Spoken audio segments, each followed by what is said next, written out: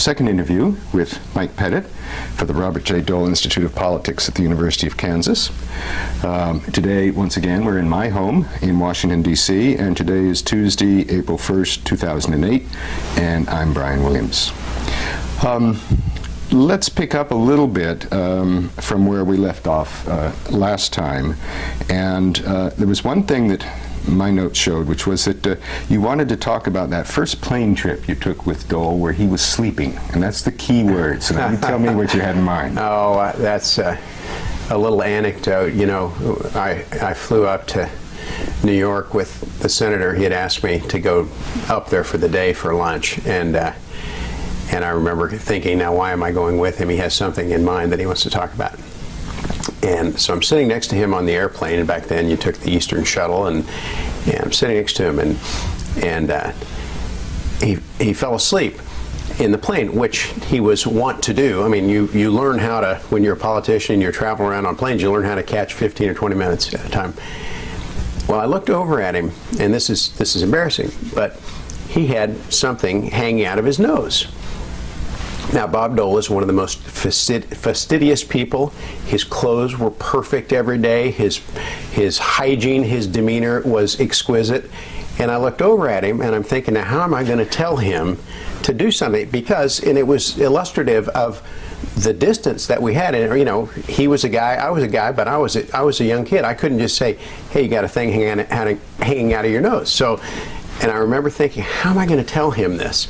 So he's about half asleep and half awake, and I think if I do this myself, maybe he'll reflexively catch on. So for about 5 minutes on the airplane, I'm catching my own nose, and sure enough, he responded to that. He woke up, and that was his first reaction, and he got this thing hanging. So we got off the airplane. He didn't have to be embarrassed. There was a big greeting party, and we proceeded to the 21 Club. But I thought it made me laugh because I realized, you know, we had, I mean, he was just such a man that we admired for his taste in clothing and just the way he carried himself, and just to be with him in that situation. I mean, we traveled together. I'd seen the difficulty and the struggles that he had getting himself dressed every day and all those things, but for some reason this just struck me as kind of a different thing. So, right. And it was on the day that he offered me the job to be his administrative assistant, a job, of course, which is now known as the chief of staff. So.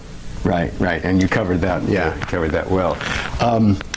I think really we covered your office time with him, except for things that we want to talk about in more general terms. But I thought today we'd start out by going into the '88 campaign, because we didn't talk about that. Right. And tell me what your role was and your impressions of that. Well, in the fall of '86. When it became clear, obviously, that he was going to be a real serious contender with George Bush, I was working in the Senate office, and I had committed to him in '85 that I would stay in the Senate office through the '86 campaign. '86 campaign was over. He won resoundingly. So I wanted to do something different. I've been on the staff for a long time, and I wanted to set up a consulting firm. I wanted to go work on the campaign, except I didn't have any particular skills on the campaign. So I carved out a transition for myself where I went out into the legal and consulting business, but I also dabbled in the campaign. The things that I did on the campaign were, you know, I would travel with him occasionally to different states. By the time the Brock regime came in the summer of '87, you know, I was not on a day-to-day basis doing anything important for the campaign. You know, there had been times when I did and times when I didn't. You know, now that's my role, which was really, I won't pretend to be a big campaign advisor in '88, although there were times when we traveled and he sought my advice. That was his time to be president. And he was at the peak of his powers intellectually and every other thing. And I remember in '85 and '86 having some discussions with him, mostly by memo, trying to, you know, he was trying to understand, how do you run as the third term of Reagan if that's what you need to be when George Bush is there? Do you have to be an outsider to some extent if George Bush is there? Can you be an outsider if you're the Senate Majority Leader? all these things that made it very difficult for, especially in retrospect, for a Dole to become the Republican nominee. He got a break in a way when the Democrats took control of the Senate in '86, because he could be, at least had a foil in Senator Mitchell, and he could fight the Democrats a little bit. The Iran-Contra thing broke in November of '86. Interestingly, I was in the Soviet Union on a trip at that time, and my first knowledge of the Iran-Contra thing came when all of a sudden, on this staff trip that I was taking, I noticed that there were increasing number of senior-ranking Russian officials, Soviet officials, that wanted to spend time with me. They had made an early calculation that this Iran-Contra thing was going to harm George Bush. And I'm not sure what kind of intelligence they had, but they wanted to really get to know me, which was interesting. I wasn't a foreign policy expert. I went over there as a generalist. But the November of '86 timeframe was very vivid to me, and we went as a staff person. We went. We had this exchange with all the Russian young Soviet leaders, and debated arms control and all these other things for a couple of weeks in places all around the country. And they were very interested in Bob Dole. They really probed and so I got the experience of sort of through the Russian mind, through the intelligence guys over there, and they made no bones about it. These were intelligence guys. They were beefing up their files, and they really wanted to know how he viewed, arms control and his views on the economy and trade and all kinds of things. So it was a fascinating time. Dole did a brilliant job in the first couple of weeks of the Iran-Contra thing. He supported the president where he could, and yet left the door open. Mistakes had been made. The whole policy of arms for hostages is not something the Americans can tolerate, and he made that clear. And yet it drove Bob Dole crazy. It does to this day. That George Bush was not tarnished with that to the degree he should have been. We knew, and history has shown, George Bush sat there in the meetings, watched what happened. His intelligence guy, Don Gregg, was very heavily supportive of what the president was doing, perfectly in the loop, and George Bush managed to walk away from the entire exercise almost unscathed by that. And it really, it frosted us, to say the least, those of us that knew kind of what really should have happened. Was there discussion in the inner sanctum that this was just too toxic to expose? Or, it would have been an interesting campaign issue. Well, it was tried. Dan Rather tried to go after George Bush in January of '88. He knew what the story was, and they had this exercise on the CBS Evening News one evening where Rather and George Bush got into it and had hostile words. We tried, I won't say we tried, the media tried to make it an issue, and certainly our people, to the extent we had any influence on that, would have been supportive of that, but it just did not gain any traction. So within the campaign, it was discussed as a potential issue, or? No, this was not. These kinds of things that involved sensitive matters like that, Dole would have run that operation in his own head and with his own one or two people that he could trust to try to do that. That would not have been the kind of thing where the campaign had a conference call to talk about this. That was not the way Bob Dole ran anything. Right. Anything sensitive was his call, his play. Right. Well, this leads to a number of questions now. Let me start with this. In terms of the '88 campaign, how was the campaign, the early primary situation, different then than it is today? Well, Dole's only chance in '88 was to win in Iowa, which was held, I think, on February 8th, so it was later. And then New Hampshire was February 16th of that year. And his only chance was to do what they almost did, and that's build up ahead of steam, win Iowa. I think Pat Robertson came in second and George Bush came in third. History will tell us that. And then build up the momentum through New Hampshire. If he won New Hampshire, then he had a fighting chance. If he didn't win New Hampshire, which of course is what turned out, it would have been tough for Dole to raise the money. Bush had an advantage in money, in cash on hand, in organizational structure and strength, particularly throughout the South in the Super Tuesday states and all of that, which I think was March 5th that year. And so even had he won New Hampshire, it would have been a challenge. But the campaigns can move pretty quickly. Dole should have won New Hampshire. If the New Hampshire primary had been held instead of Tuesday, February 16th, if it had been held on Friday, the Friday before, or the Saturday before, he would have won. And for some reason, the momentum sort of shifted back to Bush, and it's unclear exactly why. But I was up there that week in New Hampshire, and it was exhilarating. It was really the first time I thought, and when I would see Dole and talk to him, and this is the first time I really imagined myself calling him Mr. President, because it just felt like it.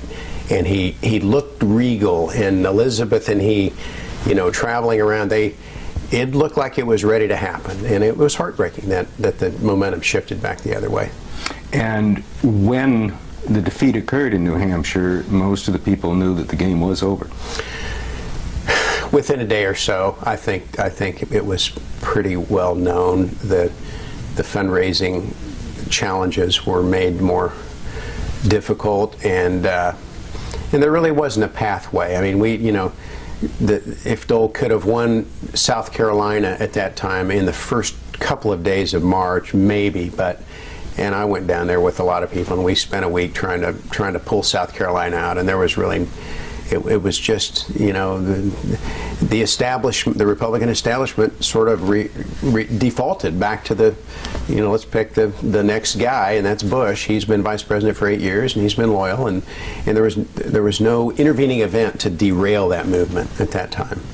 Was there an attempt to get Reagan to say anything on Dole's behalf, or was it clear that he was backing Bush? Subtly backing Bush. I think if anything, in '87, Howard Baker was the chief of staff in the White House. And I think if anything, if you gave him truth serum, he would tell you that he backed Dole over Bush. There was a signing in December of '87 of one of the nuclear arms treaties in the White House. And the White House had orchestrated this to exclude Dole's participation at all. Howard Baker said, no, that's not the way we're going to do things here, and he arranged for Dole to have a prominent position in that ceremony, the famous ceremony where Reagan and Gorbachev, and Reagan kept saying Doveri, no proveri, or whatever it was, the trust but verify, and Gorbachev finally had enough and said, you keep saying the same thing. And Reagan said, well, it's true. So, but Dole was there throughout that, and that was through the hand of Howard Baker, who wanted to maintain a fair competitive primary, but also I think probably favored Dole. Speak about the organization of that campaign and the management and the big shift that occurred when Brock came in and whatnot. What was going on? Well, for most of the early part of that campaign, I was still working on the Senate staff, and as I think back, Bob Ellsworth was the nominal chairman of the campaign for a while, but he made it clear he was a caretaker until they put another structure in place. Dole, I knew enough to know that he had been talking to other people, but it wasn't clear there was much of a structure in really the first 6 or 7 or 8 months of '87. And Dole was traveling around, making friends, raising money, building up a little momentum, but it was mostly his own work. I mean, the field people, for example, that worked on the campaign, that were supposed to be building up these ground operations. I mean, one of my jobs in the campaign was to travel around and just sort of check on these guys. What are you doing? Go out there and meet with them and meet with the people they've recruited. And every time I go to one of these, I go, we have nothing. I mean, there's no organization. There are no people. They're not, and I didn't know if it was because they weren't signing up the right people. Now, I didn't go to, I knew Iowa was going well. Once again, that was a Dole operation. He ran every play. He and Tom Sondhorst put that thing together, and nobody got in the middle of that. And Floyd Brown did a nice job out there in the Midwest. There were some in other parts of the country, there just was nothing happening, no traction. And we didn't have enough money. We weren't spending the money. We didn't have the money to go build up a ground organization. So it was all a campaign that needed to catch a wave and have momentum propel. So what caused the change in management of that campaign? Well, it was inevitable. It was Bob Ellsworth was going to do it as long as he could do it.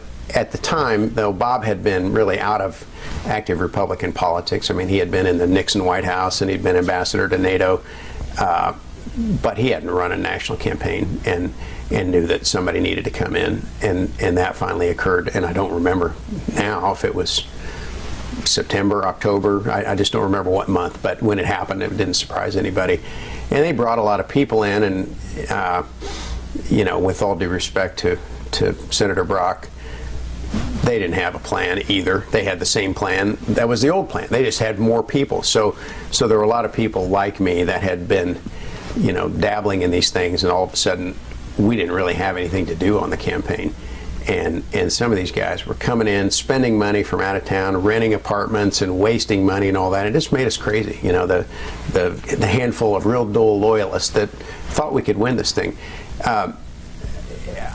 It's interesting, and it's still a little bit typical of Dole. He didn't really trust the people that he knew. He was always looking for some magic person to come in that had campaign experience that he didn't, and they could turn this thing around overnight. And I remember in 85 or 86 talking to John Sears, who ran the Nixon campaign in 68, heavily involved. And I said, you know, this is Dole's propensity, and, you know, who is it that is out there that we don't know about? Because I keep hearing these discussions, but I don't see a logical person. And Sears said, you're wasting your time.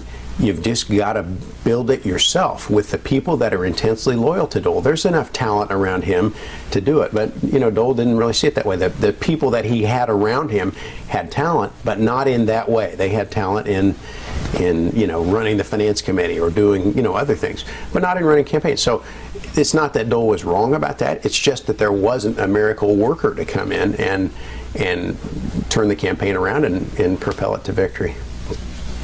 And it's curious in a way, because he had the 76 campaign to draw on in terms of how you run a national campaign. It wasn't as if he was naive. Right. Now, of course, I wasn't around in 76, and I got the sense from talking to people after the fact that was pretty haphazard operation too. You know, they would decide, I mean, on Tuesday where he was going to go Wednesday to shore up support for President Ford, and that, you know, in a way, maybe a dangerous thing, because that's the way Dole likes to run a campaign. He likes to wake up every day and call an audible and say, this is what we're going to do. Campaigns have to be layered in advance and sequenced, and a lot of decisions have to go into that. And that was a hard thing for, you know, for a guy like Dole with his management style to even turn that part of it over to other people. I suppose that kind of campaign style pardon me, would work in a state. Right. You could decide to go to Wichita rather than Topeka tomorrow. Right. But when it comes to a national campaign, it just wouldn't work. Right. Right. Yeah. Let's, unless there's anything else that occurs to you to say about 88, I'd like to... Well, only that the public really has forgotten how close Dole came to being the Republican nominee, and he would have been elected president that fall. And really, but for a couple of days and a few points, I really think he would have built on the New Hampshire win, and I think it would have been his year. And you're pretty confident that he would have been a formidable opponent to Bill Clinton? Well, it would have been to Dukakis in '88. I'm sorry. Right, yes, of course. Right. Of course. So, yeah, I think his, you know, one of the things that I would say back in the, you know, I would have discussions with Ellsworth in the summer of '87, and, you know, we're trying to define Dole to an extent, and what is he, and how can he differentiate himself from Bush, and I had spent some time in '86 over in the Soviet Union, and I sensed all this change was coming, and I said, I got a crazy idea. Let's position Dole as, you know, his persona is as the tough guy, the guy with real, a steel character. Let's amp up his foreign policy credentials. Let's send him on some foreign trips and do that kind of thing. Ellsworth kind of thought it was a good idea, but everybody else in the campaign said that's crazy. That would be a waste of time to send him. We got to go from state to state and build friends. I'm not sure I ever could say how, what the defining characteristic of Dole was in that year, except a competent, experienced senior guy. He used to say, if you want in 80, he would say, if you want a younger Ronald Reagan with experience, I'm your guy.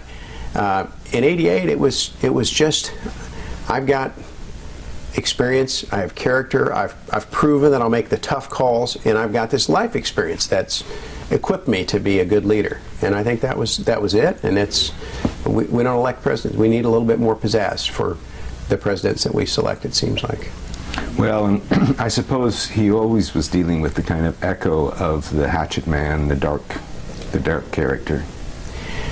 That was out there. Most of that really came from '76 campaign and the comment in the debate about Democrat wars.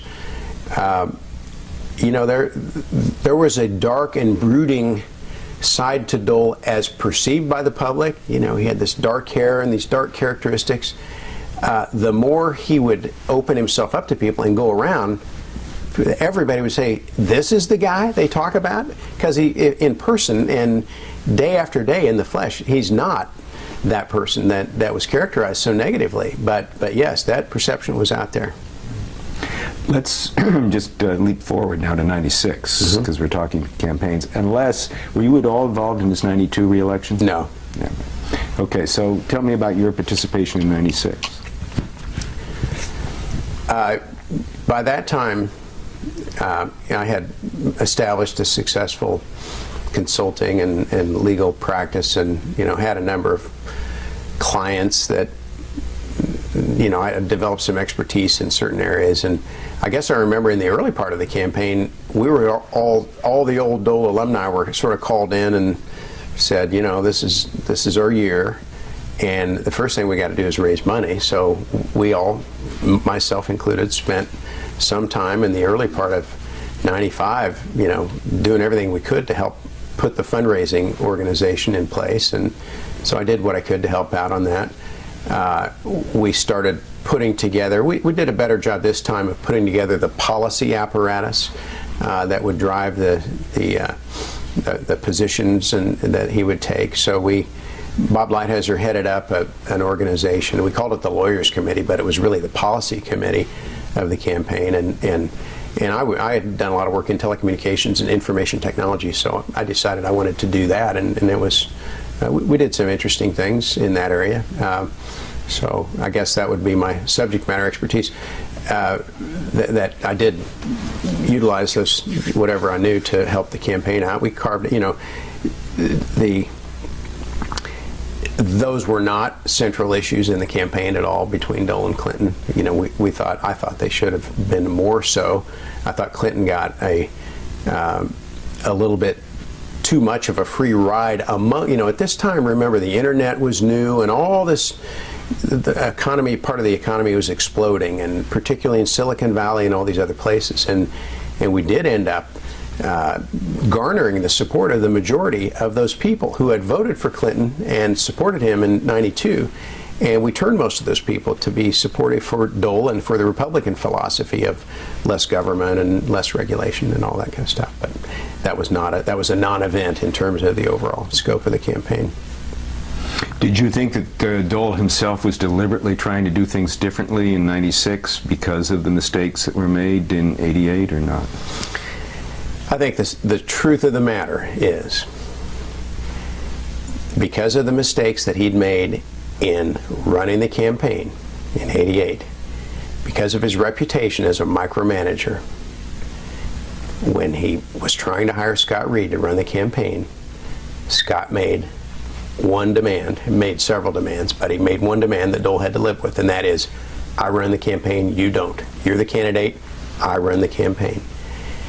And Dole had to make that agreement with him, and he honored it for the most part. I think the result of it was Dole was micromanaged. He was, the country never saw the true Bob Dole when he ran for president. I think that was to some degree, the fault of a campaign that tried to restrict him too much. Now, the real unedited Bob Dole would do 9 things that would be brilliant off the cuff and 1 thing that might get him into trouble. And they were worried about him doing the 1 thing that would get him into trouble.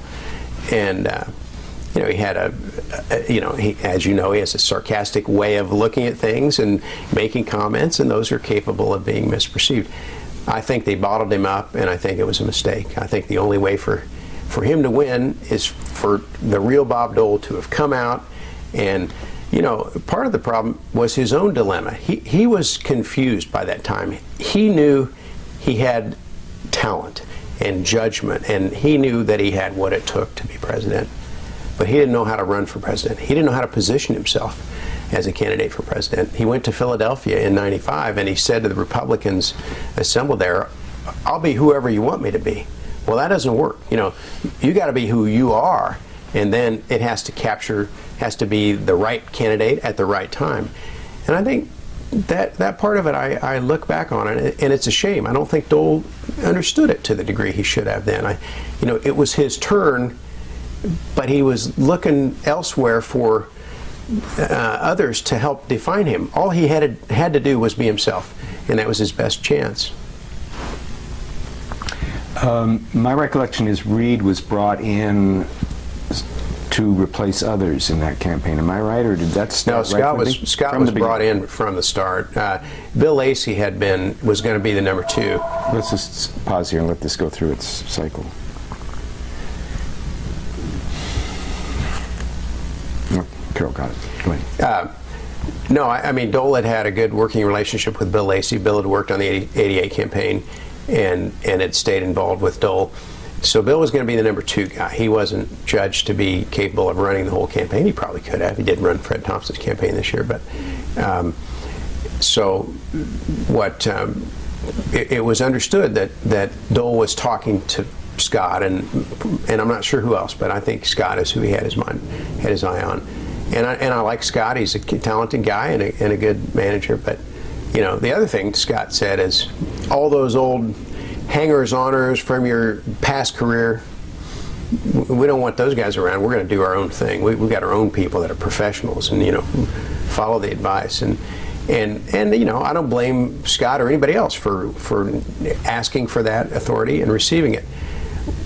By the end of the campaign, when I'd go over there in September, October of '96, those guys that had come in as the experts for Dole, they weren't working 20 hours a day like you do in campaigns. They'd given up. The only people that were working hard were the people that had been with Dole for a long time, that really cared.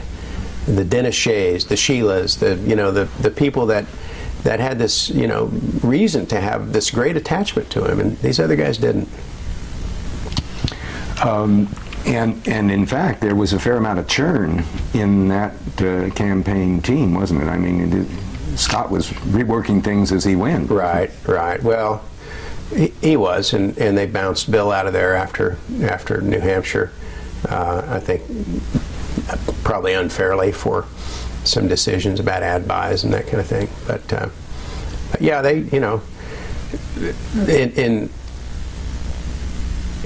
there was a lot of concern.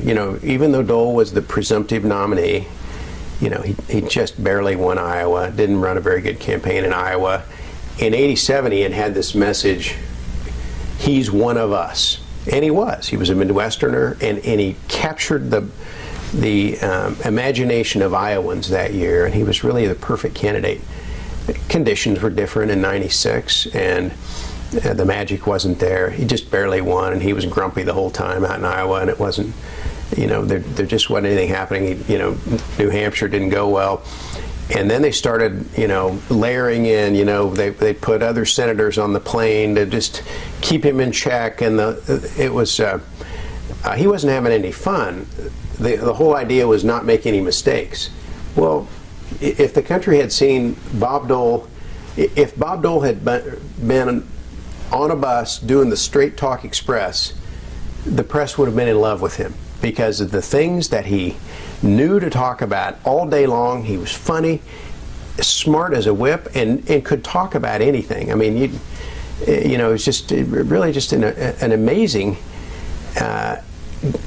guy that was so misperceived, and they just kept him bottled up. And so, were you aware of any attempt by perhaps other senators or whomever to go to Reed and try to shift his strategy?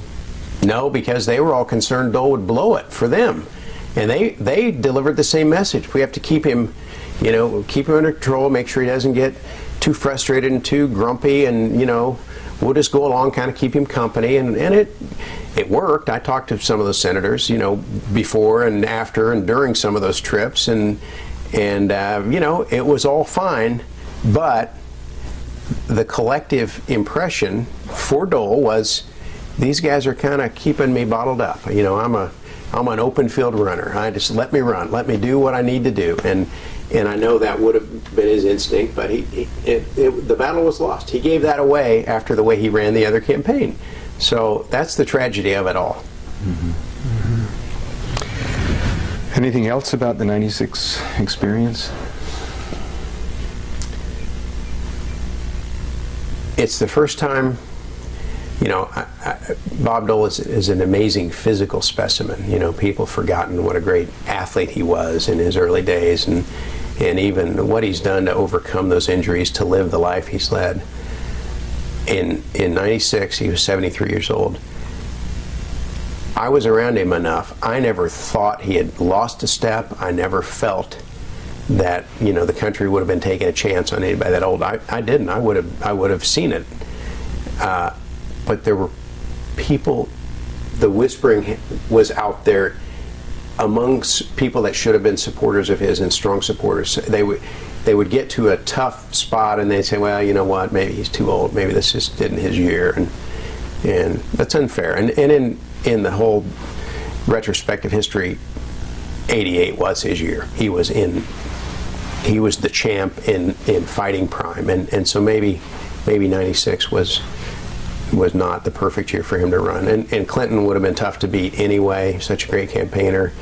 The economy was good. A lot of reasons why Dole couldn't have won, but. Right.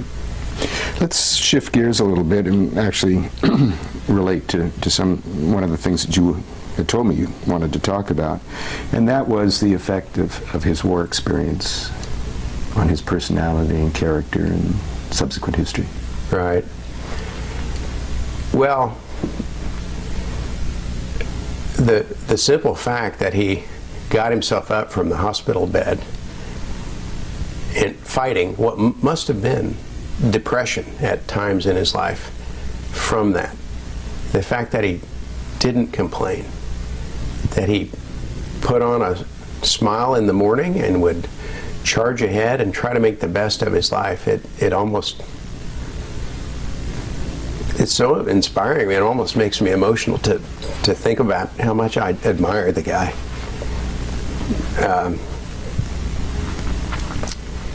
But it shaped him in so many interesting ways, the way in which his brain developed because of the loss of his writing arm.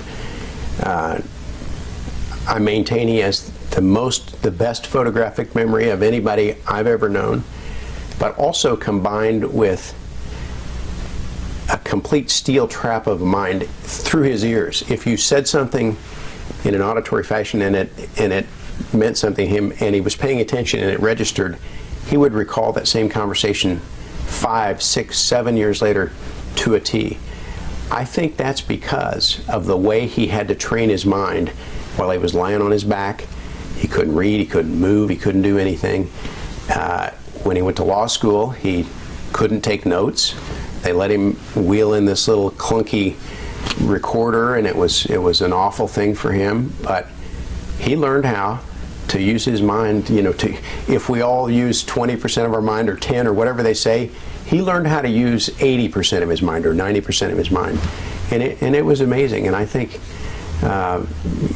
through that, I think he laughs about his college days. I used to say, now, were you a good student? Were you smart back then? He goes, oh, I just goofed off. He said, I just drank beer the whole time in college. I wasn't serious about anything back then. We knew we were going to war. And I said, yeah, but did you think of yourself as a smart guy? And he said, oh, I got by. But I think the truth is, his intellect didn't develop until later on in life. Really interesting. Do you see any connection between his war experiences and his sense of humor and the sort of intensity of his character? I think intensity, ambition, he was born with ambition, and I think that was intensified after his war experiences and after he got into politics. I think, one of the things that haven't thought about this much, but, almost there were situations in 84, 85, 86, 87, leading up to 88, he knew he was going to run against George Bush, and he became so competitive with George Bush about little things that didn't really mean anything.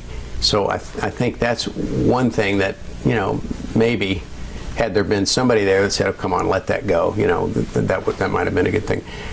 So ambition, competitive is maybe just this deep, inner-driven, competitive sense about him in every situation. I think that's really who he was.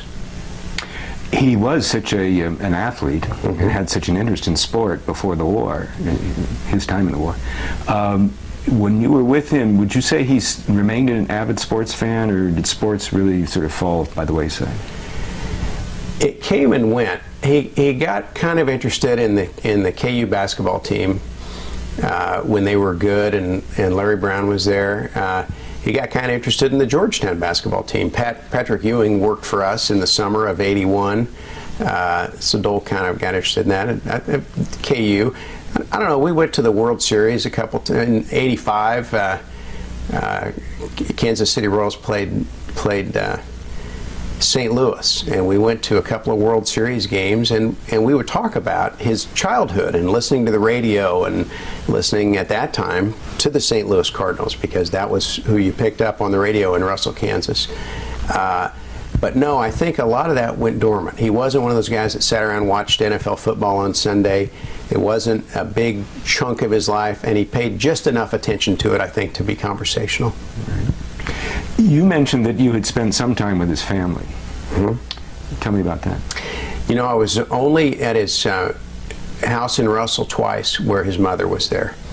And the thing that I'll never forget that would strike me, here I was a staff person, and we would watch out for everybody else and see what they needed in a situation, and try to make the trains move on time. And all of a sudden we'd show up at Dole's house on Maple, and Bina was there, and he became a little boy again, and he would wait on me. He'd get me a cup of coffee or get me a pastry or something, and it struck me that he had this relationship with his mother that was just spectacuc, and it must have been. I mean, she, for all that she did for him over the years, but it was just a really heartwarming thing to see. Bob Dole, the kid, in front of his mother at the age of 55 or 60 or however old he was at that time. What words would you use to describe her? She was a pretty savvy woman. Now, she was in the last couple of years of her life when I saw her out there. She was quiet, soft-spoken, but she could tease him a little bit, and very respectful, enormously proud of her son. Did you see any common personality traits? Like, did she have a sense of humor? She had a sense of humor. Yeah, I think I would guess that's where, and I didn't know his dad, who died, of course, back in '75. I would guess I would guess he was his mother's son. It's fascinating to think about him as the kid. You're right. Any other anecdotes along those lines? No, I think that it you know, it was just funny to see the different side of Bob Dole then. You know, again, you know, when I started working for him, I was a kid, and I was in awe of him, and, you know, we had our respective roles in life, and mine was the subservient young staff guy, and to you know, of course, over time now, it's 2008, I mean, he's treated me like an adult now, you know, and we're friends, and we talk about all kinds of things, but back then it was a different relationship.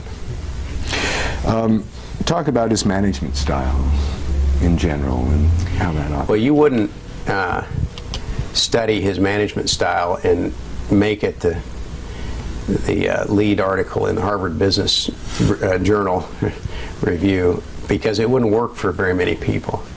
And it did work for him, and in part because of his unusual ability to retain huge volumes of information. They talk about different management styles being where there is a chief of staff and people report through the chief of staff, and then only certain information bubbles up to the office holder, the decision maker. And of course that wasn't true at all with Dole. And I was, I guess, lucky enough to recognize that early on and didn't pretend like I was going to be the bottleneck of any information, nor did anybody else that ever served in those roles.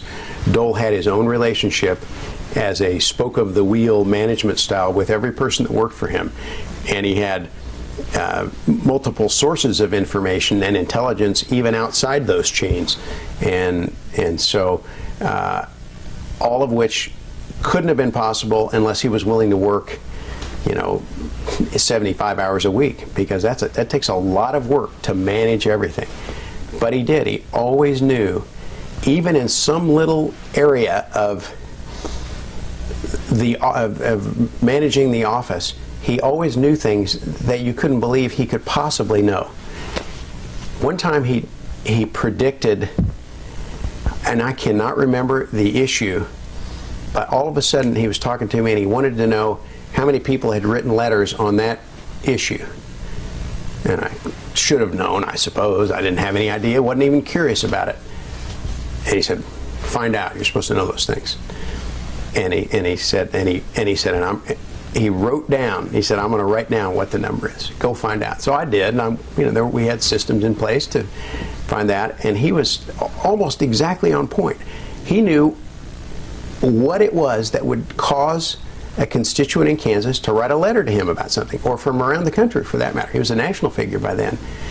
And it was just, he just knew those things, and he just had a sense about that really played, you know, other politicians would die to have that kind of skill. One time we were riding on a plane somewhere, and he was in a really good mood, and I was tossing ideas out at him. And what about this amendment or that amendment? And he would say, "Well, that'd get about 18 votes. That one would get about 44 votes." Just the mention of a word, and he did these calculations in his brain, and he would know exactly who they would need to get the other 6. Now, some of that is what all politicians could do, but these were esoteric issues. These weren't mainstream issues, you know, that you think of, and there were. But he could do, you know, obviously he could do it, and that's why he was such a good leader too. When he became the Republican leader in the Senate, on the big issues, he knew exactly how that was going to shake out, and that's a great skill. Let's think about the personal office, say, just prior to his becoming leader, because then things split to a good degree. And I'm thinking of kind of a weather map of his office. Where would the hot spots be, and how would the power break down? Well, you're talking about before he became majority leader in '84. You know, there was his own staff, then there was a Senate Finance Committee staff, then there was a Judiciary Committee subcommittee staff, and really it would depend on what was going on at that time. You know, during the extension of the Voting Rights Act in '82, in the summer of '82, all of a sudden this relatively obscure Judiciary Committee role that he had became all that he did for 2 or 3 weeks. That was the big thing. But then 2 weeks after that, he wouldn't talk to those people for 3 months because he wouldn't need to. So it was on an as-needed basis, depending on where the focus was at the time. The Finance Committee staff was comprised of extraordinarily competent and professional people in their areas, and he was the chairman of the Finance Committee until then, and so, you know, he spent a lot of time with those people. Right. I was wondering where, say, someone like Walt Riker would fit in as press secretary, and we talked before about Joanne Coe and Betty Meyer as being gatekeepers and so forth, and having a lot of influence. Where were other pockets of influence within the personal office? Well, Walt spent a lot of time with the senator, and he, you know, the senator respected him. Walt was a real consummate pro. He did not have the kind of latitude that other press secretaries had. Walt played it straight by the book because Dole wouldn't have had it any other way. Other press secretaries that worked for other senators were skilled at leaking information out to reporters and doing all kinds of things, and you know, and Walt couldn't have gotten away with that if he'd tried and didn't try. And that was why he had a good relationship with Dole over time. Dole could, you know, when an issue would come up and they needed to issue a press release, Dole would need to say about 4 or 5 words, and Walt could write 3 or 4 paragraphs. He knew, you know, they became symbiotic in some way at that time. They knew how to read each other's minds, and Walt was a very competent pro. What about the speechwriters? Were they floating in and out, or were they staff, or how did they? Well, you know, a lot of times staff would write, I guess I would call them extended talking points that would then be turned over to somebody else. But, you know, most of what Dole did didn't consist of giving a formal speech, and he frankly wasn't very good at it and never got very good at it. So he would get some talking points and kind of wing it a little bit, and if you read the transcript, sometimes you'd think this guy's got a disjointed mind. None of this holds together, doesn't make sense. But if you saw it in person, it worked because of his commanding presence, his personality, interspersed with fun, some jokes, some humor. It all worked. It was a great package. But certainly, you know, if I had one regret, I would have done everything I knew how to do to force somebody to teach Bob Dole how to give a speech. He just never got very good at it. He tried to spend time at it at times. There was something I've thought about as I listened to his voice. You never got all the way through to what was inside of him coming out. There was always a reserve in some way. And I don't know, I'm probably making that up, but I only saw him give a few speeches where I thought this is, you know, where he actually could read a speech but emote appropriately. There just weren't very many times when I thought he did that extraordinarily well. Now, there aren't very many Obamas, there aren't very many Reagans, there aren't very many JFKs, but I think with the hard work that Dole put into a lot of things, he could have gotten better at that. Excuse me.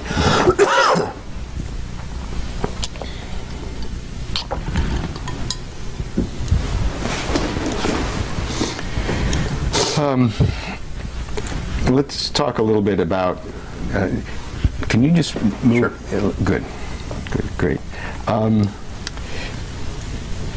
The next point here is about Dole's conservatism versus his pragmatism. How did that balance out? You know, it's interesting to look back in with the historical knowledge that we have about how the Reagan era has defined what conservatives are. There's another way to define conservatism, though. If you came from the Midwest, conservatism was not spending more than you made, for example. The small town America conservatism, which, you know, Dole was imbued with, that somehow got lost in the shuffle after the first part of the Reagan Revolution. Because, you know, where Dole had been the guy that sacrificed for his country, that was willing to make tough decisions, that was willing to put difficult, unpopular issues on the table and cause his colleagues to vote on them, the Reagan White House really didn't do that. They shied away from the tough things. They you know, and in a way that defined conservatism for the next generation in a way that may not be fair. When Dole pushed so hard for deficit reduction back in the mid-'80s, it wasn't because he knew it would be popular, because he thought it was necessary. He knew that the percentage of the budget that was going to be consumed by these entitlement programs would increase as a percentage. That was going to harm our defense budget over time, was going to harm our way of life. But it wasn't that he thought forcing people to vote for tax increases and spending cuts was a popular thing. He just thought it was necessary. You know, I watched obviously very carefully the debates in the Republican primaries this year, and they're all looking for the no-pain republicanism that Reagan embodied. And it wasn't that Reagan didn't do great things, because he did. And he had a great vision on 2 or 3 big things. But there's a blend of that somehow that is lost, and I'm afraid it will take some time before Dole gets the credit that he deserves for taking the tough stands that he did. I mean, when he and Senator Moynihan decided to rescue the Social Security system in '82 or '83, they had a whole commission that had been working on this for months, and they were deadlocked, as most things in Washington are. And through some extraordinary goodwill and just a decision, this is necessary for the country. And then he had to go out and explain, you know, well, this is going to raise payroll taxes and all that. And he was excoriated by the conservatives in the country. Well, I guess they would want you to never take a tough vote on anything, and I think that's too bad.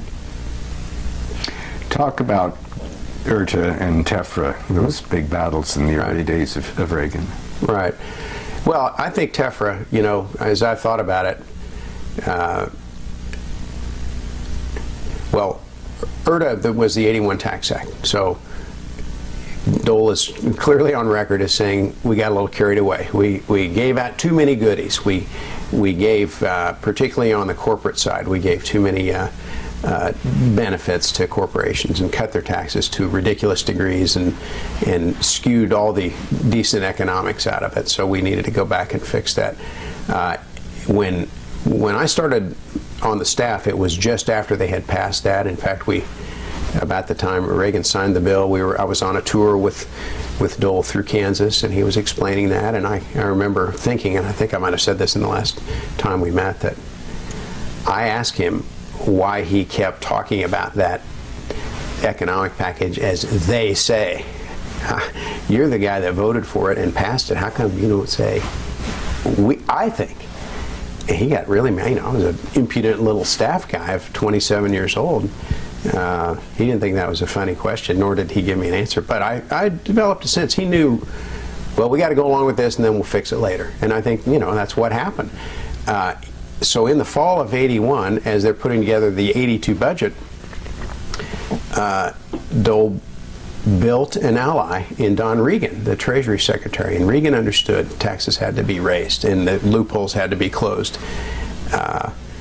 But the White House, writ large, didn't want to have anything to do with it, and so they passed the tax bill. You know, the Constitution says tax bills have to originate in the House of Representatives. Not this one. This bill was a Senate package only. It was a Bob Dole package that was put together, and then they passed it, and then they went to conference with a House bill that was laying on the calendar. So that I don't think that's happened very many times like that. Dole didn't just say one day, I'm going to decide I'm going to be the most popular guy in America by closing tax loopholes. His attitude was, I'm chairman of the Senate Finance Committee. I'm a steward of the economy and of fiscal policy, and we need to correct the excesses. And it's as simple as that. And it wasn't that he didn't care about his popularity. He felt like over time people would understand the prudence of that position. There hasn't, to my knowledge, been much made of the what would have been then, the '83 tax bill, or was there one in '83? They had an '84 tax bill. They had a tax bill every '83, I don't think there was much, but they did one in '84. More deficit reduction, but no big ticket items. The thing that caught the public's attention in '82 was there were a couple of controversial provisions in there, the withholding on dividend and interest income, which we talked about last time, which I thought Dole, frankly, got some bad advice about. And there were a few other controversial issues in that package, although I don't remember them being very controversial before passage. I remember the interest and dividend withholding issue percolated throughout the year afterwards and was finally partially repealed in '83. And what about the 85? The '85 deficit reduction package that Dole did, he really had, I think he had been elected leader as a Republican leader in '84 for a lot of reasons, but I think his colleagues really respected that. As former chairman of the Finance Committee, he had a certain gravitas on budget matters, and he would lead the party in the right direction. So he made it a centerpiece of his first year as majority leader, with no support from the White House at all from the start, with no support from the Democrats, with no support from anybody. He decided to put a package together. He got the votes for it. It passed through the Senate, and then it was torpedoed later. He says that Nancy Reagan told him through an intermediary that had the president not been preoccupied in April of '86 by the controversy over his visit to the Bitburg Cemetery in Germany, that the whole budget thing wouldn't have been screwed up. Now, I don't know why Dole told me that. It does not even particularly apropos, but I think that Reagan was trying to say to him in some way, I know what you did is right, and I'm sorry it happened, that it unfolded that way. But it nevertheless didn't impair Dole's ability to lead or anything. I think his members in his caucus certainly supported him, and they respected him for what he tried to do. But by that time, the options weren't easy to reduce the budget. You've got to raise taxes, or or cut spending, or both, and they did. They cut some programs, and they weren't. It wasn't very popular, and they passed it by a 50 to 49 vote. And Reagan did sign it. No, he did not sign it in '85. They torpedoed it after the fact. All the conservatives went to the White House and they protested, and you're not all about, this is not supposed to be about, the Republican philosophy is not about raising taxes. What are you doing, Mr. President? And he caved in and sent the word down to put the kibosh on this deal. So then how did it finally resolve? Well, they passed a budget, but it didn't have the dramatic deficit reduction in it that Dole had shepherded. We're at the end of this tape, so we're going to take a break.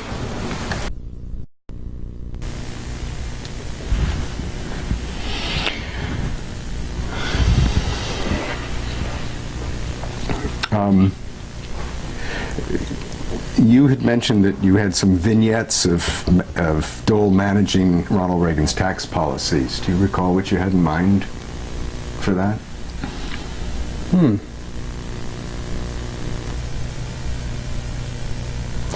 Well, the fact that he, did so much of it on his own without the support of the White House. The one thing I think I said in the last one, it has to do with this arcane issue of the interest and dividend withholding, and the way Dole was talking to the president about it and got the president to buy into it. I happened to be in his office, but I think I mentioned that last time about the fact that they said, Reagan said, well, wait a minute, I think we did that in California. I think we passed a bill like that. And Dole didn't know, nor did anybody else, whether they had in California, but but Reagan understood it. Dole took the heat for it.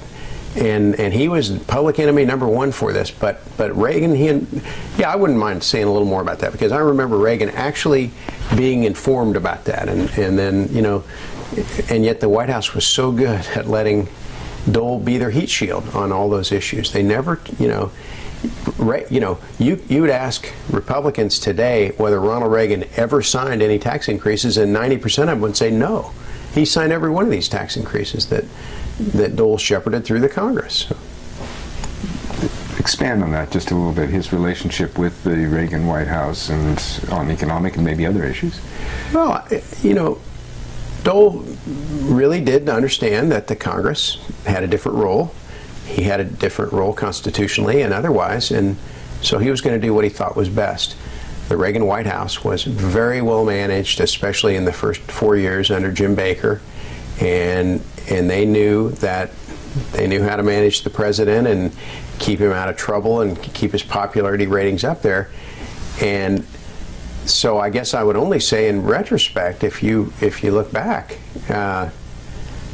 when there was a time when when TEFRA had to be signed into law, you know, the president didn't go out of his way to say this is important deficit reduction. He probably did in his statement, but very, very low key. And he would let, you know, probably wisely, he would let Dole take the heat or the credit or whatever for those things. And I think, again, over time, it has led to a little bit of a misunderstanding of Reagan and the way Reagan did actually support some of what Dole did, and thoughtfully and considered. Were you with those two men often?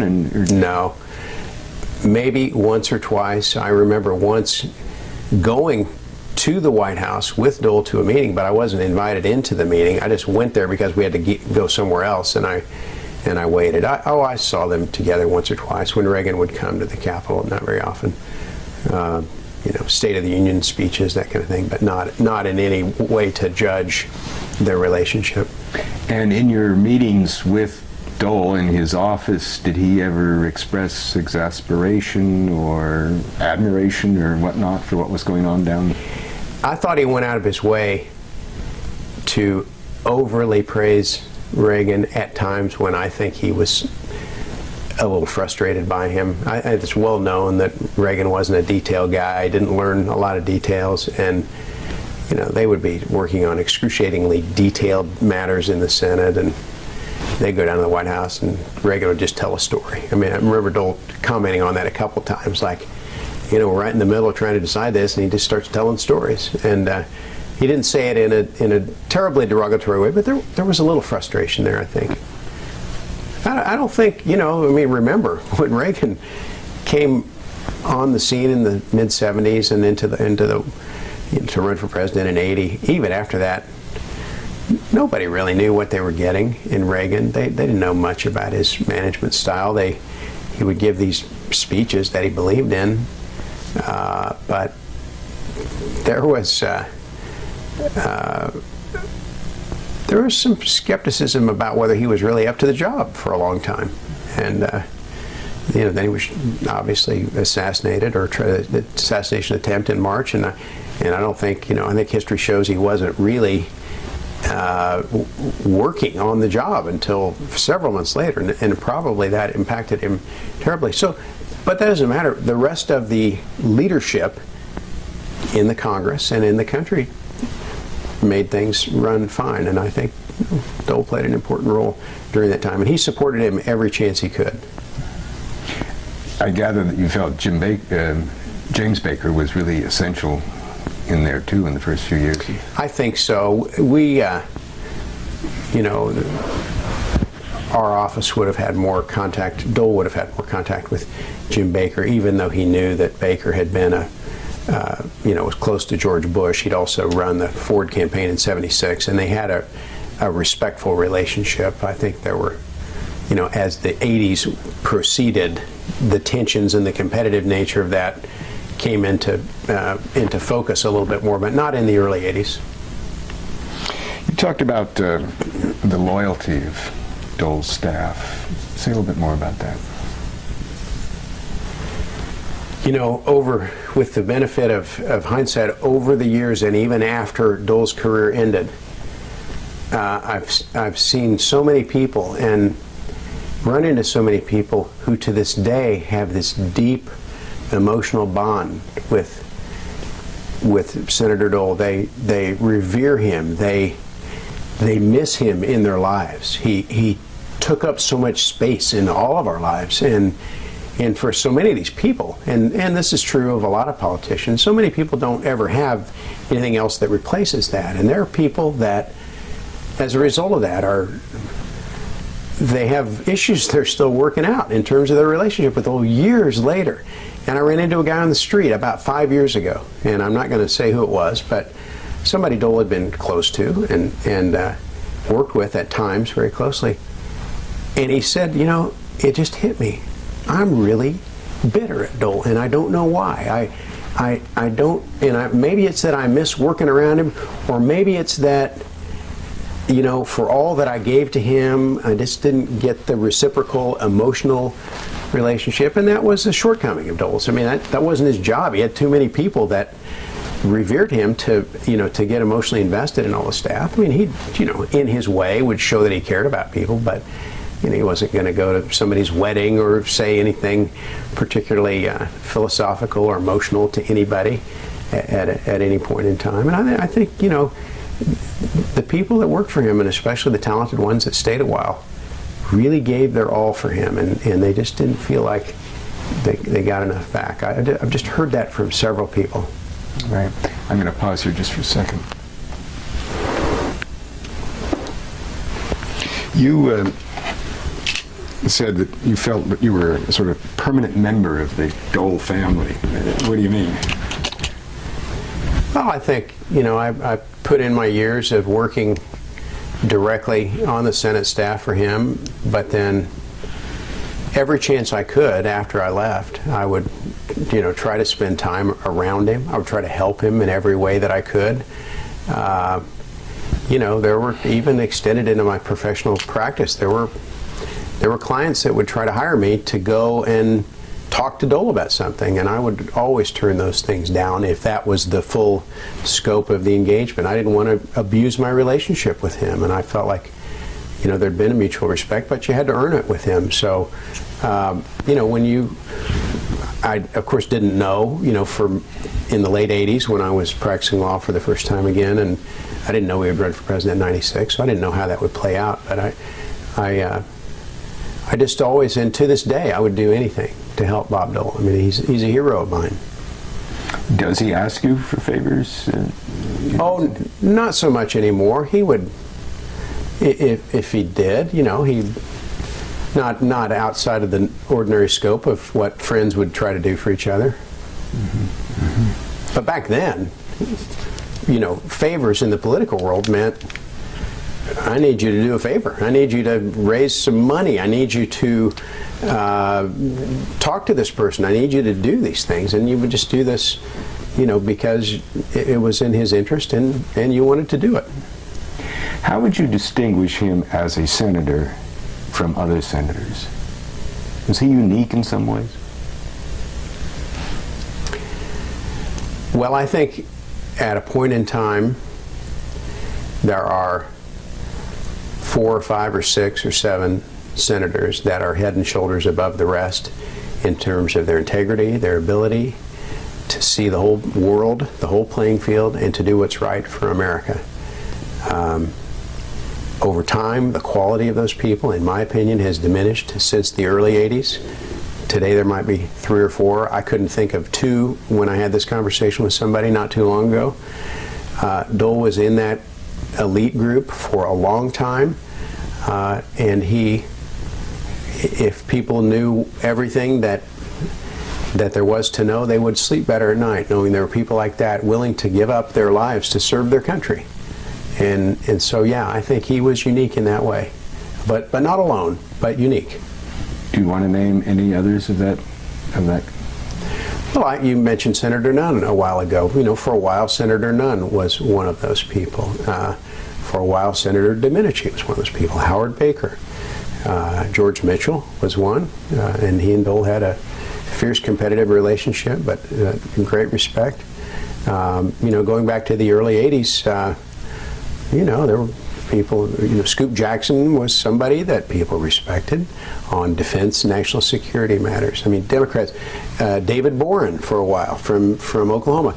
There were a group of people that, despite their political affiliations, when a tough issue came to the fore, they could come together and get in a room and do what's right without regard for the political consequences.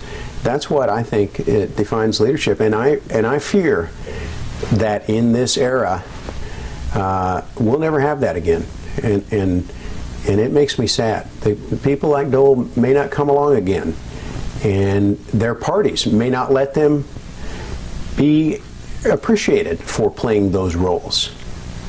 It may have become too partisan. 81 to 87, did you see things slipping then, or is it mainly since then that this has happened? I see it. Reagan sort of held it all together under one tent. So there, even he took his criticism from the extreme wing of his party on some matters, but by and large, no.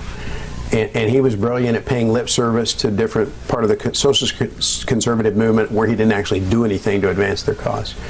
That is fractured over time.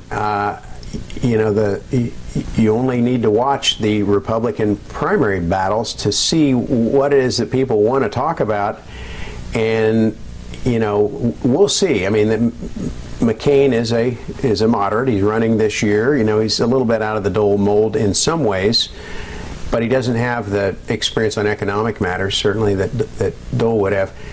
But he's a guy willing to take a tough position and look the extreme wing of the party in the eye and say, well, that's who I am. But it's getting harder for guys like that to do. You've got to dance with those guys, and it's hard to just be straight with them and say, I disagree with you. We talked about conservatism versus pragmatism. What about Dole's political philosophy moderating over time? Did you see that happen? No, I didn't see his positions changing much. I saw the party moving to the right. I think if you look at the big issues, I mean, Dole is who he is in terms of the economic issues that conservatives would count on that scoreboard. He was willing to make tough decisions, and some of that was not met well by the hardcore conservatives. I think that the party sort of moved to the right, and I think the social conservatives and their agenda that are fueled by all the talk radio and all that kind of stuff, we didn't really see that coming in the 80s, and if we had, we wouldn't have known what to do about it. I mean, there were times when we would sit around and have brainstorming sessions about new media opportunities and are we communicating in all the ways that we can about our message, but it's certainly nothing like today. And as I see what's evolved today, it's hard to, it's a tougher environment, and it's just a tougher environment for a guy like Dole. But back to the main question, did his ideology change? I don't think so. I mean, he did the food stamps program with George McGovern in the 70s. The conservatives hated that. But that's Bob Dole, the compassionate conservative. He did the Voting Rights Act extension in '82. That's Bob Dole, the compassionate conservative. It's all about individual freedom, and so I don't think his philosophy changed. I think the party moved to the right. And what about his philosophy as an issue in '96? And you mentioned his statement in Philadelphia to the arch Republicans and so forth. Was he sort of trying to remold himself as a successful presidential candidate, or did he stick? Well, that seemed to be implied in the question. That I am. I mean, I think if I can imagine Dole having a conversation with himself about that statement, in his way of thinking, it would have been, look, I have the flexibility because I have been in the middle of a lot of issues, and I've had an eclectic record in some ways. I've taken positions that conservatives have not liked. I've taken positions that they've loved, but I've called it as I saw it. So I think in his mind, when he's saying, I'll be whoever you want, I think he's saying, I know how to temper down a little bit of this and turn it up over here a little bit. I think it's all, and I think it's innocuous in his mind. The way it came across was, to me, I'm Bob Dole, and I'm 72 years old, and I don't know enough about who I am to just run for president as me. And in retrospect, it saddens me in a way, because I always think if the country had seen the real Bob Dole, they would have elected him president twice. When you were talking about his campaign people preventing him from being himself, were they pushing him philosophically to the right a lot, or was it more just preventing him from making misstatements? In the primaries in '96, they pushed him to the right, and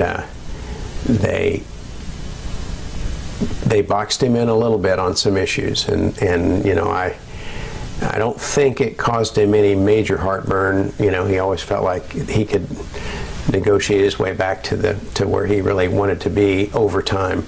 But no, there was in fact, he gave a response to the State of the Union address in '95, to the Clinton State of the Union address, and this really should have been the big kickoff to the Dole campaign, and it was a speech that was written by Maury for the hardcore right, and it fell flat. I mean, Dole's demeanor was terrible. He wasn't comfortable with the speech. He didn't deliver the speech well, and it caused people to say, "Ooh, that was a mistake."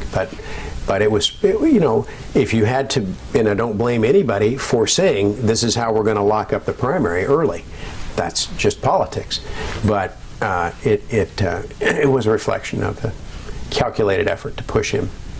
Right. Let's go back to some issues. I mean, we've covered the economics pretty well, I think. I'd be interested in, since this is an area of particular expertise and interest of yours, about the telecommunications legislation over the period we're looking at here. Well, Dole was never on the relevant committees. He was never on the Commerce Committee. And yet he did have some basic instincts about deregulation. And, you know, I remember talking to him about starting with one of the first things I ever worked on was legislation affecting a restructuring of the telecommunications industry, and it was occurring during the antitrust trial of the United States versus AT&T. And I was surprised that he generally even knew what it was about. I mean, this was something for the antitrust and economic wonks and all that, but he sort of knew where it stood and that the case has been going on for years and what was at stake. And he had a couple of simple understandings about the economics that surprised me. So as we worked on different matters that related to that in the early 80s, I can't tell you that he ever knew a lot of the details of the economics, but his attitude was, look, if we're going to try it, if we're going to move to a deregulated environment, we have to take tough positions and we have to get there. We have to let it work. You can't do halfway things and have industries that are partially subsidized, partially deregulated. He said that's not going to get us anywhere. So I was impressed by, I wasn't at the time, because I was always, you know, I knew all the details and I always wanted to get him to know more. I look back on it and I'm impressed that he had these guiding instincts that really were all that he needed to know. That's talking about Dole. What about just the issue of telecommunications policy over that period of time? Well, the country was moving, moving away from regulation of a lot of industries, you know, airlines, telecommunications, and a lot of those areas, and it was tough. You know, as I just said, it's tough to move away from a structure where there are a lot of people that are being propped up by cross subsidies through an industry, you know, cross industry lines through the government. And then if you're really moving to deregulated environment, that means nobody gets subsidies. That means that you're not regulated. And those kinds of issues usually take 10, 15, 20 years to really shake out, as it has proven out in telecommunications and in other areas. To the benefit of the country. Not without some losses along the way, not without some pain, and you know, but over time, that's a better economic model for the country. It produces more innovation and it produces better job growth, and we've seen that. But it's not a pretty, you know, our economic system is not pretty. What about Dole and foreign policy? You've mentioned a few of his trips and so forth, but just give us a general impression of that. You know, in the 80s,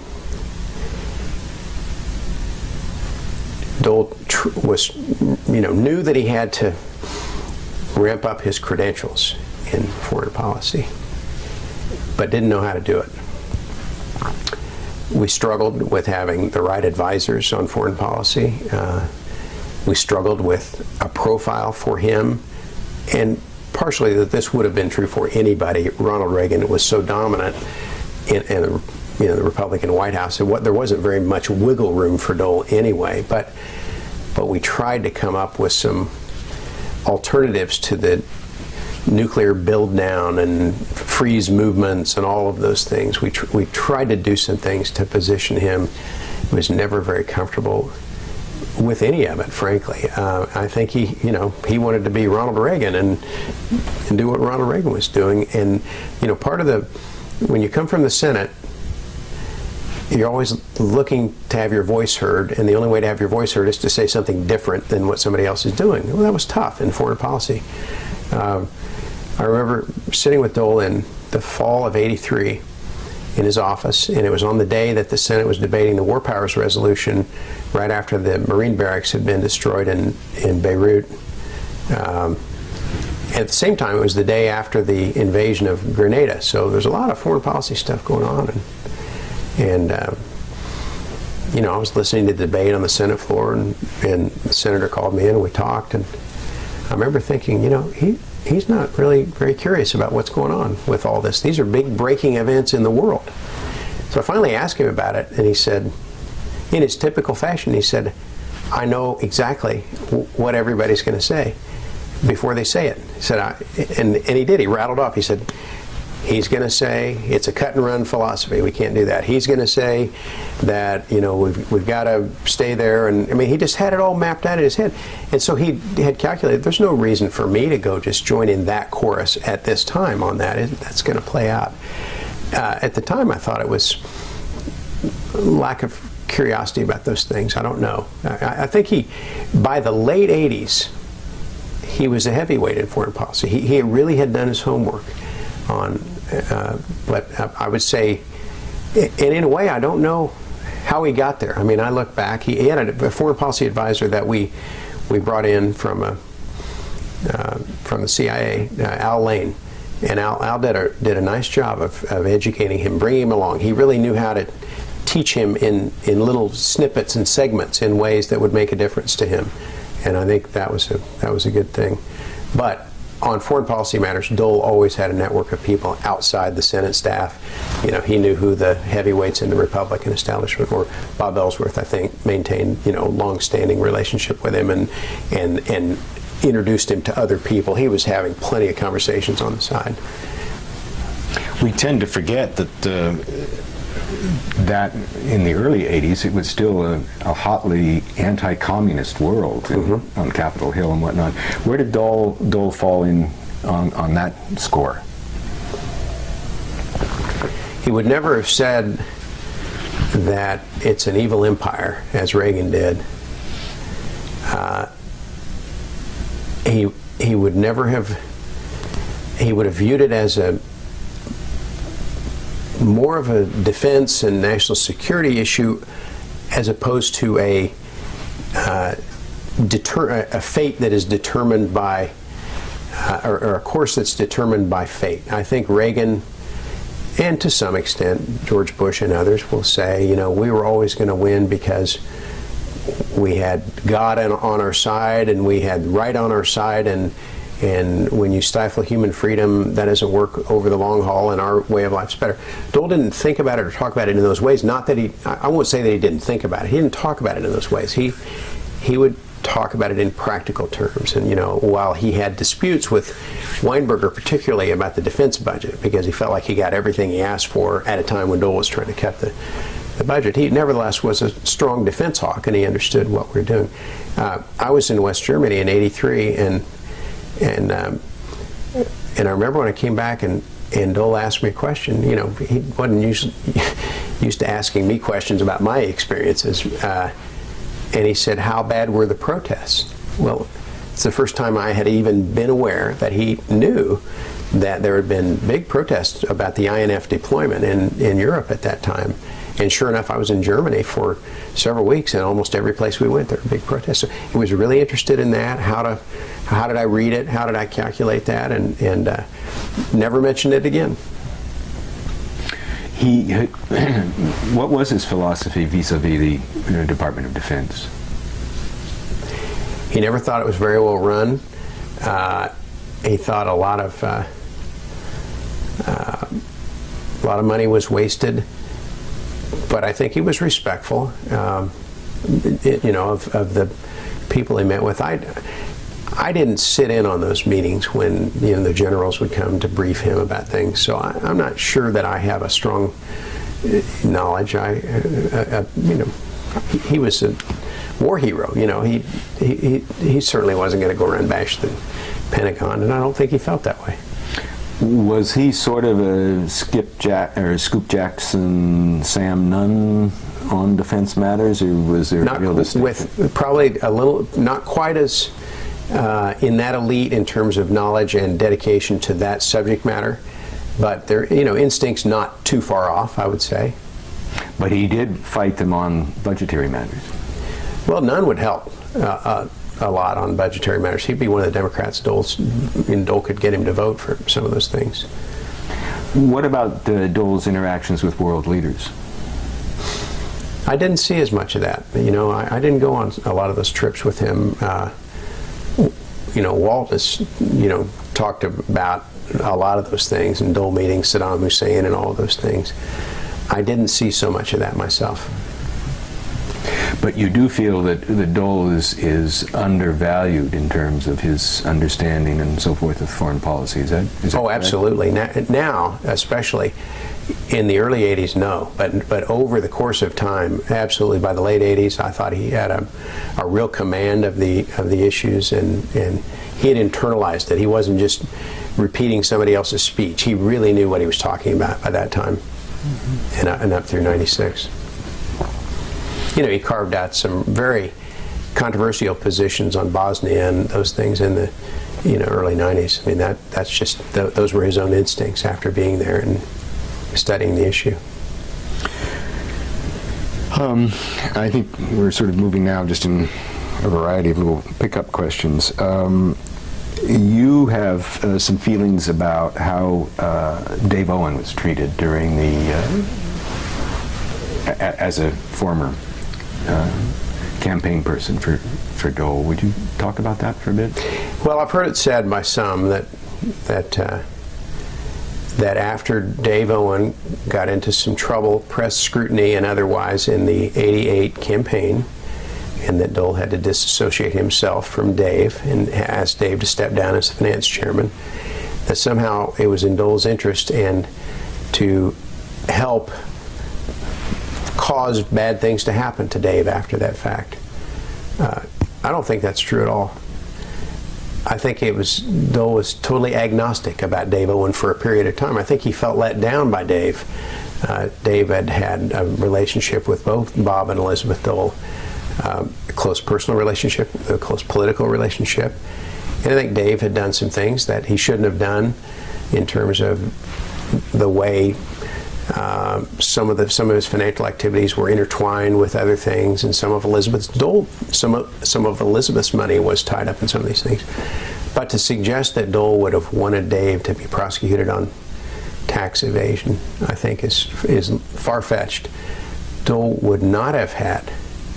I mean, even if he had privately wanted something like that to happen, which I don't think is what he is all about, he would never have contacted a prosecutor, had anybody contact a prosecutor in his behalf.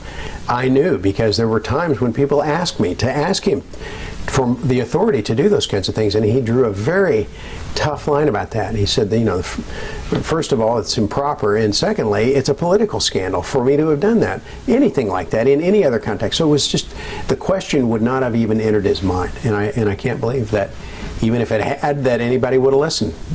I mean, the things that Dave did get into trouble about having to do with some tax issues relating to building, I think, a racetrack or a dog track or something in the state of Kansas that was a state issue. Dole wouldn't have known about the facts anyway. So the idea that some have had that somehow Dole wanted Dave to suffer, I think, is wrong. And I will say this, and I was on a plane with Senator Dole a year or two ago, and we were going to a funeral of a former staff guy, and it was a guy that I hadn't known very well, and the senator just wanted me to go along with him for the day and spend the day talking, and as we did sometimes, and I said I called Dave Owen to get the background on this guy, and this was in 2004, and Dole's eyes perked up, and he said, "How's Dave?" And I told him, and I said, "Senator, have you ever called Dave? Have you ever talked to him?" And he said, "No." And I handed him a card, and I said, "Here's his phone number." And about 3 days later, Dole called me and said, "I called him, and I want to thank you for making me do that. That's something I should have done a while ago." And Dave and I had a good conversation, and he and I are friends.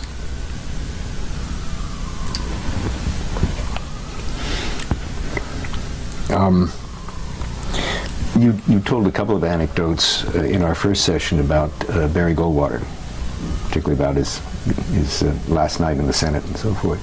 I bet you have some stories of some of others of Dole's colleagues. Can you recall any, or which other senators really struck you as being particularly interesting characters?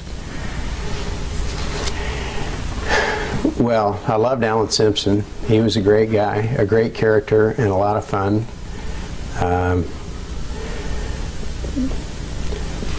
Howard Baker was a guy that I really looked up to. He was the majority leader when I was first there. I remember going over when Dole was first elected majority leader, and we went over to tour the offices that he was to inherit from Howard Baker. And we looked around. The offices were kind of shabby. The carpeting was worn and all that. And we went into Baker's big office, and there was just a little desk in the corner, and Dole said, "I don't know how he does it.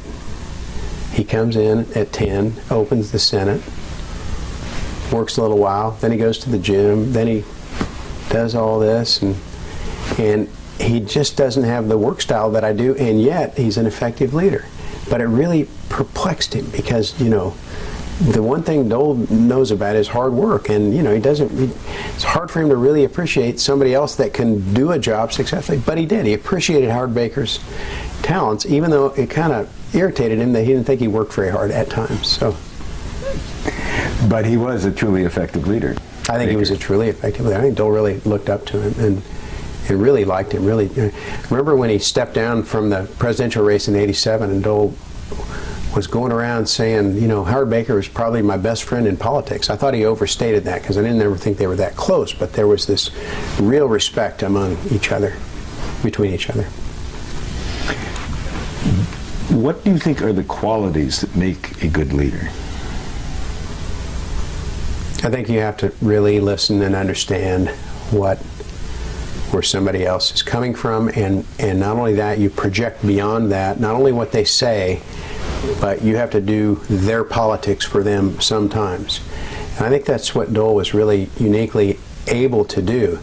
He understood different industries in different states and the pressures that those industries and those economic conditions would put on a particular elected official. So he did that math in his head already before, as he's dealing with them, he's got about 3 tracks going on in his head, and it's all calculated in his decisions. So, I think a good leader has to have different styles. You talk to, all the stories about Lyndon Johnson had one style, and that was throwing the fastball at your head and getting you close and shaking you. And Dole wasn't like that at all. He had multiple styles. I don't know that he liked being tough with anybody, and I'm not sure how good at that he was, despite the surface bravado and the dark characterizations of him. He's kind of a softie, and I think if you worked around him long enough, you knew that. But he could be stern. But I think he had different styles, and I think that's what it takes to be a good leader. It's interesting because some of the leaders in both parties have been larger than life. You mentioned Johnson, Dirksen, I think, probably fed into that category. And then there are others who like Baker, like Daschle, in my judgment, seem like sort of quiet, smaller men. How is it that both of those types work well in that role? Well, I think, you know, to take a Daschle, for example, and I have a high regard for him as well, extraordinarily bright guy, and works harder than anybody let on, and his, I wouldn't call him soft-spoken, I would call him extremely articulate, but not loud, not boisterous. I don't think anymore a really strong, boisterous, I'm going to lead, you're going to follow guy. I don't think those people can lead the Senate anymore because of everybody's got their own, you know, constituency, and everybody, it's kind of a, you know, there's no party politics, no discipline. So I think it takes a pretty collegial guy. So I think Dole had that. Did Dole have buddies among his colleagues? He never had close buddies. He had people that he shared a lot of, you know, information times with. They'd laugh and all that, but no, I would say in the main he was a loner and kept his own counsel about a lot of things, and did not have close relationships with, I mean, outside of the business environment with other senators. A few exceptions. And my impression is that extended to staff and most of life, I understand. Is that correct? Oh, not to most of life. I mean, he had different friends, you know, around the country. They mostly were people that he'd known in politics, and, you know. But with staff, there was a clear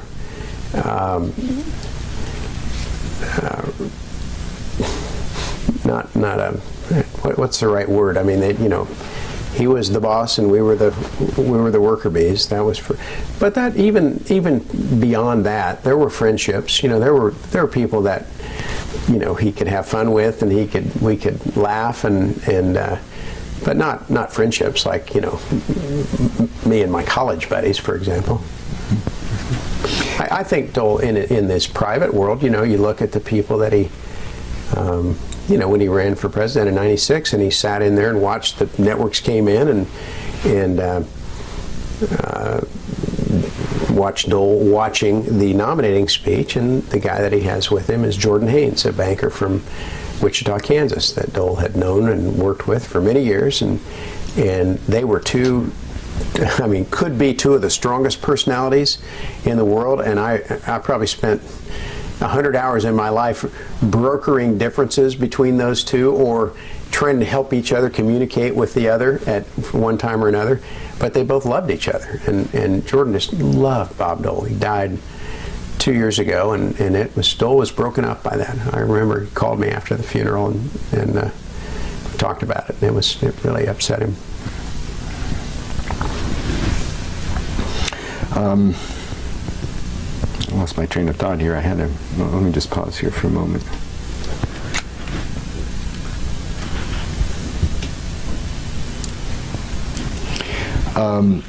You wanted to mention something about Huck Boyd. And I'm one thing I did. Who he was. Right. Legend has it that Huck Boyd was driving around the state of Kansas as the Republican National Committee man back in the 1950s, and saw the lights on in the courthouse in Russell County, and wanted to know who was working up there so late at night, and went in and introduced himself to Bob Dole, and thus began a great friendship that lasted until Huck's death. And I don't remember what year, but sometime in the mid-'80s. When I started working for the senator in 1981, there was no mistake that Huck was, well, he was the Republican National Committee man from Kansas and had been for many years, but he was also somebody that was the most down-to-earth, wise elder statesman that I could imagine, and I think I talked to him every day on the phone for a while, and of course I didn't appreciate the significance of that, and we worked on a project once. Huck decided that to help northwestern Kansas, and he was from Phillipsburg, they needed better rail service, so he cooked up a good idea to use to put together some package to extend some rail service there. And I remember Dole telling me, you will really enjoy your time working with Huck. And I think he knew he was in his later years and all that. So Huck and I worked on this thing. But Dole used to talk about Huck and how wise he was. And he would every now and then say, just call Huck and check in on him, see what's going on out there. And, you know, of course, I don't know how many times he called him on his own and all that, but every time Huck was in town, he would spend some time with Dole. And when he died, Dole was really shaken up. And it was one of the few times that I saw him really express emotion to me. He called me on the phone. He had just heard about it. And he knew I had been a big fan and close to Huck, or not as close as he was, but I was a big fan of Huck's. And he had tears in it. You know, I could tell he was choked up talking about Huck. And, you know, Huck sort of took a chance on him. You know, he was a nobody. And you always remember those kind of people that just saw the talent, saw the passion, saw the potential for Dole. And he was critical to Dole's career. Absolutely, absolutely.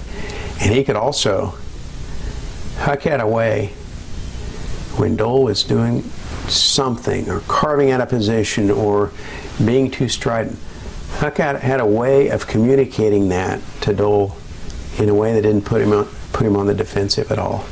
I only saw that once or twice, but it was really, I remember thinking, I wish I had written that down. That was a good lesson. Whatever he just did, I want to learn how to do. Do you think he might have had a role to play and would have done well with the '88 campaign? Do you think he was too old by then, but he would have been a useful, you know, he was a great asset to Dole as a friend and as a confidant. So it's... Because you were in the personal office, of course, you got a lot of traffic with and concern about Kansas. Mm-hmm. So one of the last questions I have for you is, talk for a moment about Dole as a Kansan. Well, at the end of the day, it was his great strength. He drew strength from being from the Midwest. He drew strength from the adversity that he had suffered not only in the war, but in the economic conditions of Kansas at the time. And I think it really shaped his view of the world. I think he, you know, could see for miles from that little vantage point of Kansas. And I think, you know, another thing I would say about his experience from being from Kansas, I think he had the sixth sense when he was in Washington and he first became part of the leadership, and you know, he was a celebrity. He and Elizabeth were the star couple. So it's not easy to get on an airplane and travel to Kansas and spend your weekends touring around out there. And there were times when, you know, geez, Senator, you need to get out there. We need to go do a tour. And yeah, we will, but I'm doing this. And I think he had a sixth sense of when it was time for him to go out there and reconnect. And there were times when he would, frankly, I would say, he would never say this, but I would calculate, he would dread the trip. Every time he was there, he drew strength from the people, and always kind of wished he could have stayed longer, you know, when he would go out there for 3 or 4 days. It was an amazing thing, you know. All it took him, you know, every town he'd go to, he'd walk down the street and he'd remember somebody that he knew from 20 years before or 10 years before. That's who he was. That's where he was from. If you had time travel here, if you could relive a day with Bob Dole, is there any particular day that would come to mind?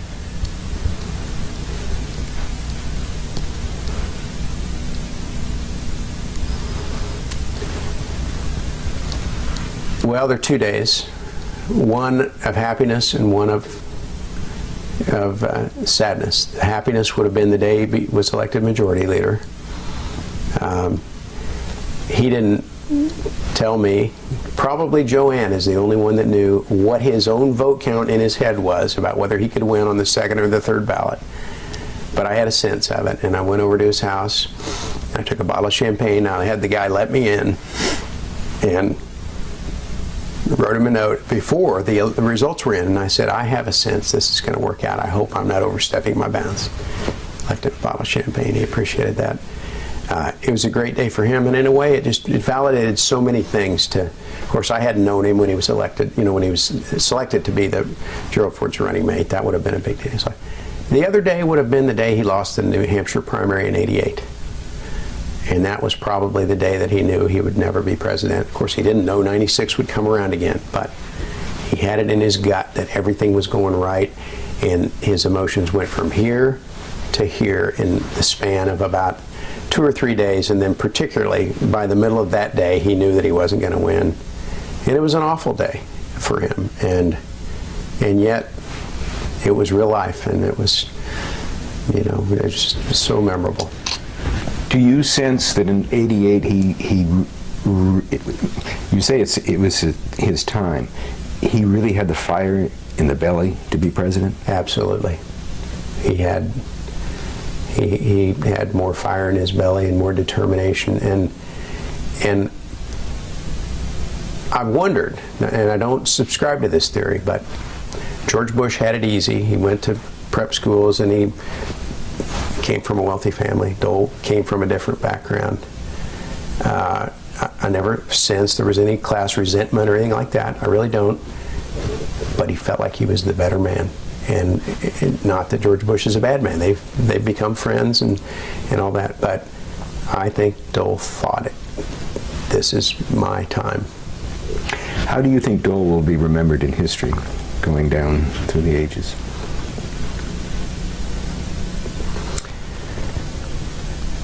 I think a gritty warrior who, above all, tried to do what he thought was best for the country. Circumstances had it such that he never got a chance to lead the country as president, but he certainly provided extraordinary leadership in the Senate. I think he was a guy that made the tough calls and provided a kind of leadership that I fear may be evaporating from the political landscape. Thanks.